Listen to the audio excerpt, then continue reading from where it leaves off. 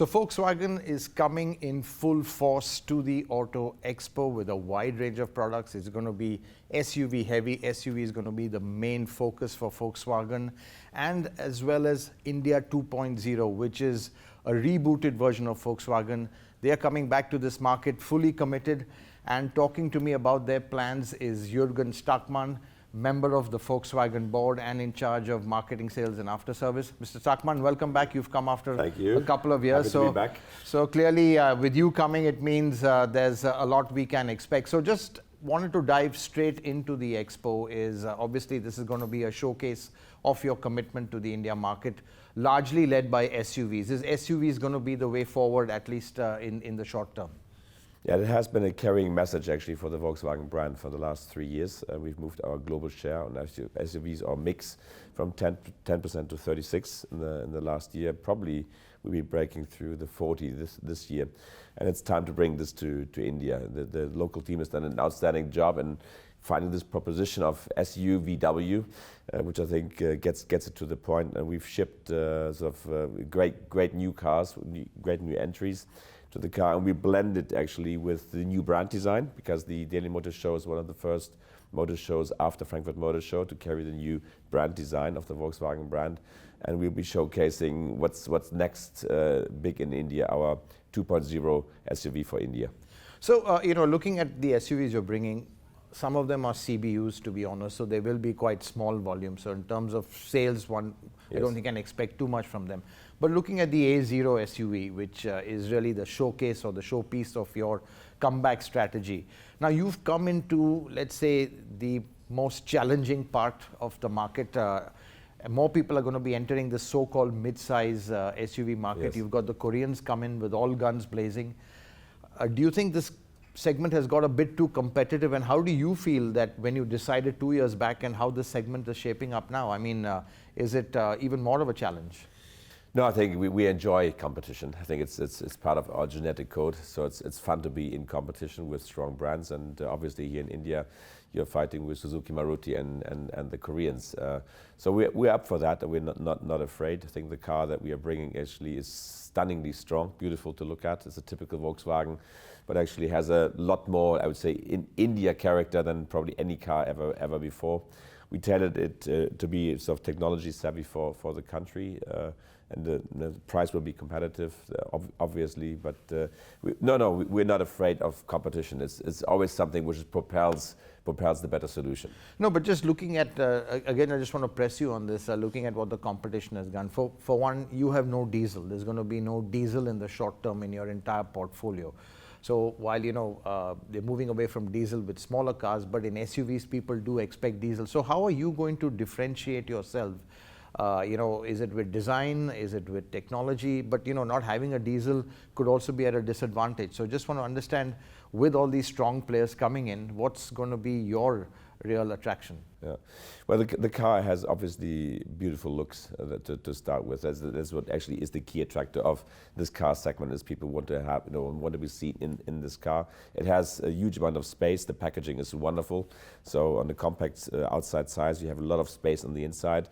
It has all of the technologies of Volkswagen Group baked into the MQB A0 class. So it brings in all of the latest technologies on safety, passive and active to the market.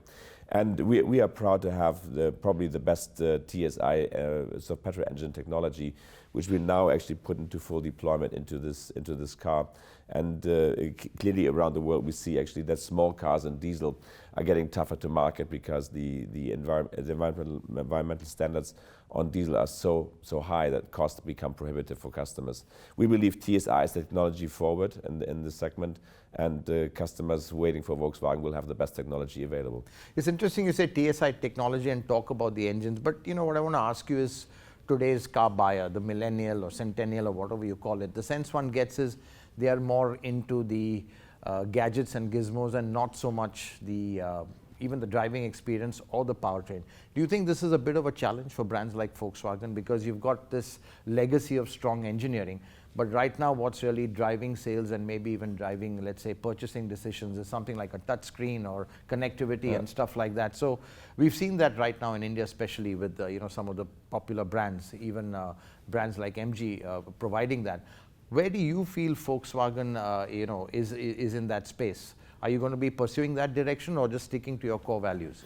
No, I think Volkswagen is on a fast track to become a tech company.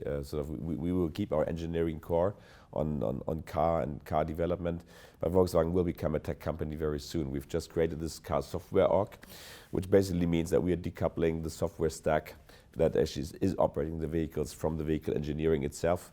We will soon have an organization of the size of 6,000-7,000 software engineers running our software operations, and we will become a tech company very fast. The ambition that we have is to be sort of as good as Tesla is in the space of electric and connected cars very soon, and we should be ready to take that challenge very fast. No, you're absolutely right. Today, actually, young customers they want the gadgets from home in their cars, and they want them connected.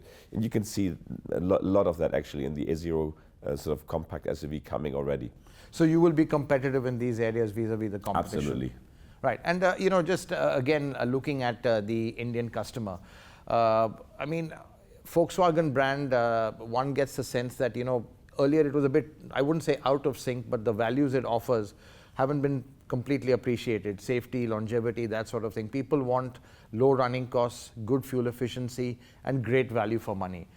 How do you think you would compare going forward with Volkswagen 2.0? Are these values factored into the product? Well, I have a slightly different view on actually. Obviously, I think what we have achieved in our first life in India. We are actually present in India since 2007 with our plant. So little over a decade actually we're in the country, and I think we've left our mark. I think we are a known brand. Obviously, we are too small in our size for what we usually are in our major markets. So we are prepared to grow our business now to a size of at least 3% in India. To become more relevant to a wider population. But they do value core values of Volkswagen, of quality, longevity, I think timeless design. But we have to manage cost better to become more competitive, and we have to get technology into those cars, which brings the gadgets that people actually are enjoying in the ride and low running cost. And I think that's why we've decided a few years ago to work with Skoda much more intensively, hand them some of the project management, because their genetic code is more tailored to, I think, what India needs. So we are actually confident that actually this India 2.0 will really take Volkswagen Group in the country to a new level of growth. And we're here to stay. We're here for good. So I think Volkswagen, once we're moving, once we're rolling, we are rolling. And I think we get rolling now. You talked about 3% market share, but do you think you'd have enough volume with A0 products, or would you need to go down to A00? And coming to a hatchback, would you be looking at a hatchback again, or do you think that's a segment that's really not, it's not viable, with certain cost structures and you need the localization, etc.? No, I think our home turf around the world is A and A0 class, so I think there is no real plan to bring it down to A00. Once again, it's a tough class to make, and it's not a core, I would say, a core class we own around the planet. We have just one sort of very small, I would say, piece in our hands. So the core of India for us will be the A0 segment, going basically through all ranges. And multiple body styles. And multiple body styles. So we'll see how far we go.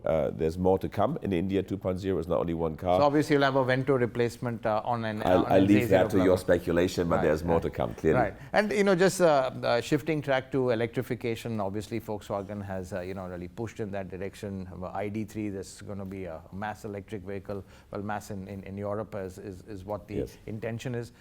Looking at markets like India, when do you see electrification becoming cost competitive or slightly low cost?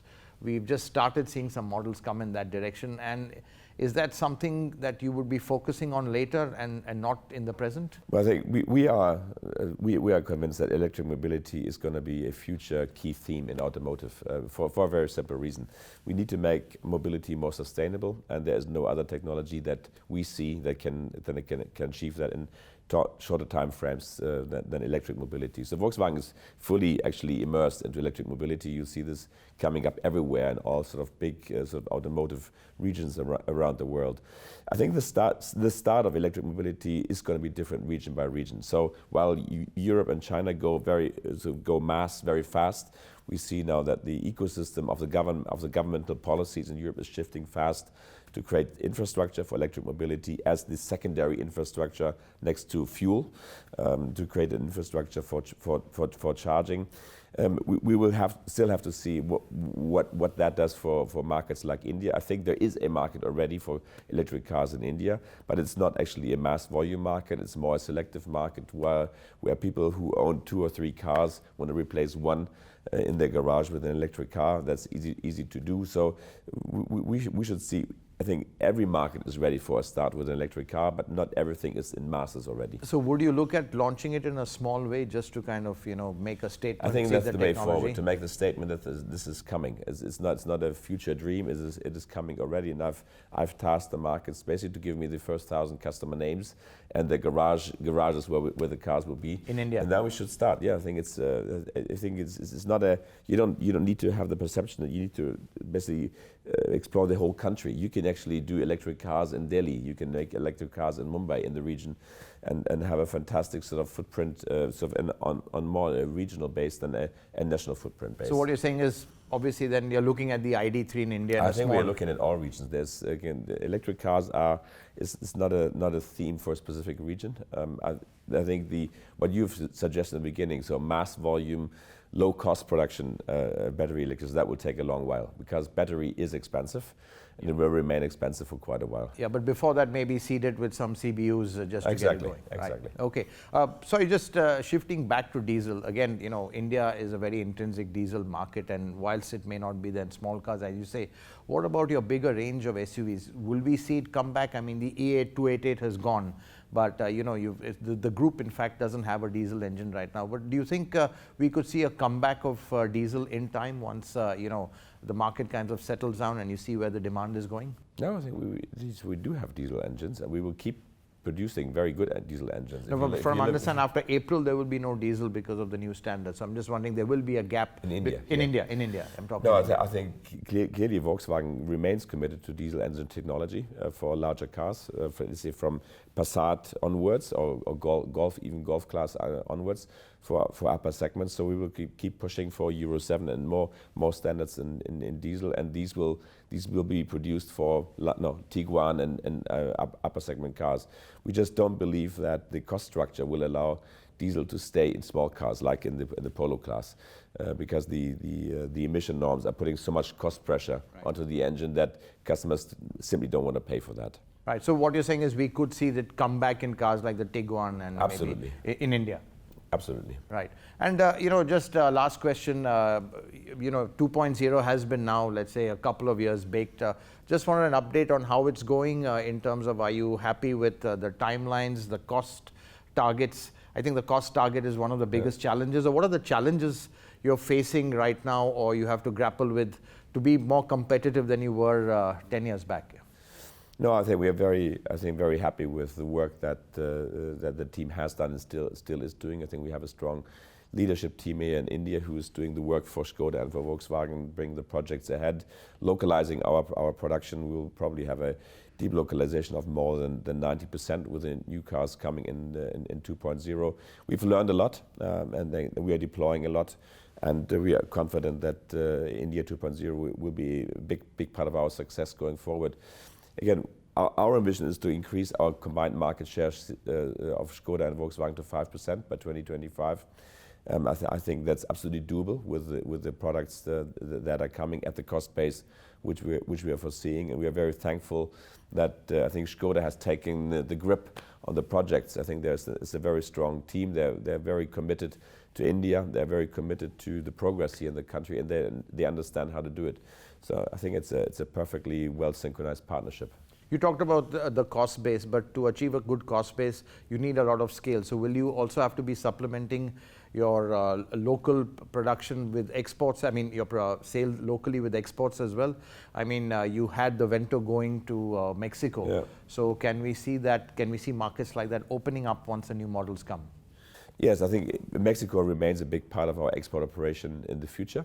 So they're really looking forward to actually this new car lineup here as well, because that's going to be a big innovation for the Mexican market as well. I think in the midterm run we need to pursue more exports into the ASEAN markets. Volkswagen has not a very big sort of strong footprint in this region, so that's clearly something we need to explore together with our colleagues from Skoda. How do we get a bigger footprint in ASEAN, and how can we use India as a source for the ASEAN region? Right. Well, that's good plans, and wish you all the best. And Thank you very welcome much. back to the Auto Expo personally. You've come after 4 years, and Looking forward to this. Look forward to Thank having you very much. Bye.